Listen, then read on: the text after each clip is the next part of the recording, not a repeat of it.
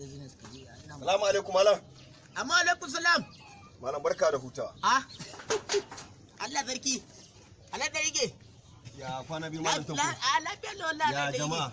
Ya hidindimu ya yau da gobe. Wallahi lafiya lau malam tanko. Ya bangaren business. Ina alhamdulillah mun gode. Masha Allah, abin da ake ta bukata kenan a rayuwa. To malam tanko dama gurin ka nazo. To Allah sa lafiya. Lafiya lau malam tanko. Ka san saboda harkokin kasuwa yanzu sai a hankali malam. Haka ne. To ka san yanzu dole ya rika ana sa roƙon Allah. Wannan tabbas wannan zahiri. Yasa ban wata bana garbe gurin ka. A rayuwa inda baka sa Allah a gaban ka ba. To wallahi ga ka can ka daidaice. Haka ne. Amma da yake shi Allah ka hure rahimu ne idan aka roƙe shi. Ko ta irin matsala kake a cikin ta sai ga Allah maka warakarta. Gaskiya ne malam. Ka san mu ba mu ke yi ba ubangiji ne ke yi. Gaskiya ne malam. Wallahi yasa naga ya kamata a ce dama na zo na dan baka abin sadaka. Wannan haka yake. Saboda a salloli 5 din nan ya zamto din akai sallah. Ana sa ni ciki. A wannan ba abin damuwa bane ba ba abin damuwa bane ai. Ga dan abubuwan malam. Masha Allah. Wato kuɗi da kake ganin su suna tada ma dan adam da hankali. To masha Allah za a saka ka a cikin waɗannan addu'o'i. To amma sai dai ka san sakamakon dare yana da tsawo kuma ba komai bane tsawon dare canjin waida. Ma'ana lokaci kenan ko? A cikin sallolin da ka sani gaba ɗaya nukan cika su ci amma ita ta asuba ita ce ba na yi. Sakamakon idan sanyin asabar nan izo in ratsa kirjina sai in sake bajewa. Kuma ni ka gani nan ba na cin haramun fa.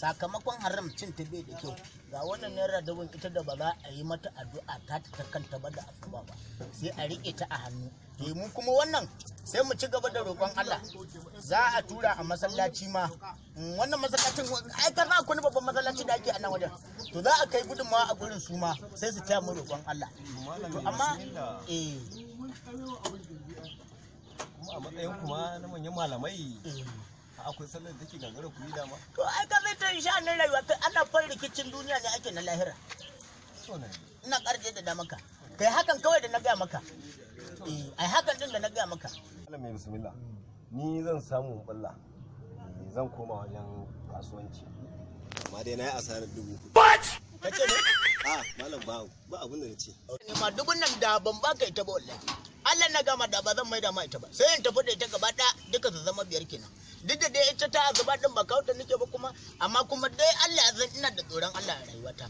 shine dalilin da za kawai na maida mai da kuɗin amma za mu haɗu wani lokaci ai sai ya ga yadda ake yi in Allah da sai ya kawo ragon nan yana kawo ragon nan nake ga ma zan sa ka diya ta banka da shi a tukunya ta nan da gwalgwadiya ta ina ci ba irin waɗannan a Najeriya mu ai ba abin da zamu samu a rayuwar nan tamu tunda har manyan nan kaga manyan mutanen nan da kake gani to Allah dai ya sa mu rabu da su lafiya Allah wallahi na ga maka saboda iskan da zaka shaka ma wani bakin ciki yake da ita har kamata ka zo kana tafiya ya ka zo na kira kawai na challenge din shi wai